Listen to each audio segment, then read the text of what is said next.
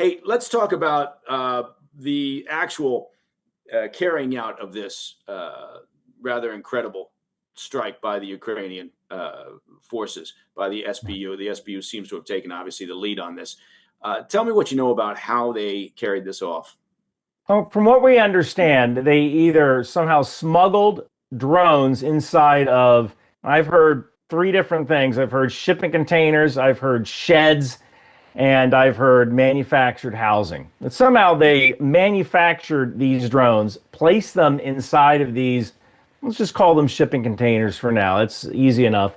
Place them on the top in a false roof. When then they paid Russian truck drivers to drive these containers to certain points that were at least 7 to 10 kilometers away from Russian air bases. They were told to stop. The tops opened up, the drones flew out. Now, apparently, these drones were controlled from inside of Ukraine. And from what I understand, that was done over the Russian cellular network and the app Telegram. I'm sure you're familiar with the Telegram app. That was used to provide a video feed for drone operators to actually fly these drones over to these bombers and detonate their payloads. Now, what the reporting is saying, and what the SBU is saying, is that they actually carried out the logistics of this were carried out inside Russia. In other words, it's not like they manufactured these concealment devices. You know, again, whether it was mobile homes or cargo containers or sheds, not your typical use for a shed, but that they did that inside Russia, which makes it even more astounding. That might certainly be the case. We might not know the truth for a while. I mean, this could have been one of those things where the drones were manufactured in Ukraine, the drones were sent through transshippers until they got to Russia and they met up with their housing or the sheds inside of Russia. The drones were placed inside using agents that were already inside Russia or via Russian sympathizers. That's one of those things that will eventually come out.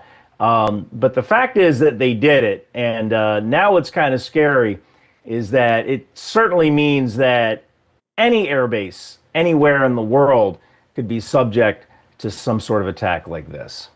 Right, right. It's reminiscent of the Mossad Hezbollah pager Yeah. operation in terms of complexity and the need to carry it out in a very hostile environment, the need for obviously human assets, for you would assume some backstop cover operations in order to hire the truck drivers to receive whatever shipments came into Russia. I mean, it is fascinating, and I think you're right. I think we'll get more details as you go along. Typically, when you do something like this as an intel organization, you don't necessarily want to play all your hand because there may be an opportunity in the future to conduct a similar type operation, or you've just got assets or sources that you obviously want to maintain. Talk to me about the use of artificial intelligence, at least from your understanding at this stage.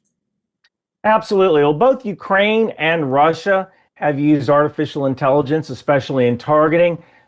Ukraine has a type of drone called the Ceph, which you can program and say, hey, I want you to fly to this area and find a tank or an APC or whatever. Russia's Lancet loitering munition uses artificial intelligence for guidance when looking for targets. And one of the things that we've noticed is that Russia has placed tires on the backs of some of their strategic bombers because they believe it will fool the artificial intelligence software that is on the loitering munition to misidentify that target. They could be wrong about that, or it just could be make work for airmen, right? I mean, look, the Russian army probably isn't that much different than the American army when it comes to, well, throw some tires on that because we need the conscripts to do something and we think it might help, right? And you got plenty of conscripts, plenty of tires, plenty of time, right? Well, we've seen the artificial video, intelligence, I'm sure that's the puzzled a lot of scary people part is who have seen that the video. if these drones weren't actually guided by people over Telegram, as some have suggested, then we are at a point where we can send a payload someplace, send a command signal, and now these drones are going to lift off and find their targets automatically. And that is within our capability today. That is not science fiction. That is something we can do right now. All we have to do is get over the ethics of it. And once countries understand that they have this power in artificial intelligence, you'll be able to get into your adversary's OODA loop, your observe, orient, act, decide loop, very, very quickly. And so if you're not using artificial intelligence, but your adversary is, that's going to be a major, major problem. Yeah, well, it's a good point that you raised in terms of the ethics of it all, right? Because that's been an issue for quite some time now. Global war on terror, included, in terms of taking the human out of that final decision-making process about a lethal action. But again, going back to this point, because I'm glad you raised it, the tires lining the wings and on top of some of these aircraft. I'm sure anybody who saw that video was a little bit confused as to why they were doing that. Again, I know this is a little bit off topic, but do you think that actually could function, could work, something that simple? I mean, it could. If you recall, during World War I, some Allied nations painted their battleships in what they called zebra camouflage, which were stripes to just kind of make your eye kind of wonder where it's going. And with artificial intelligence, you train on multiple images. So if I'm training artificial intelligence, I'm going to say, all right, here's 100,000 images of a T-22 bomber.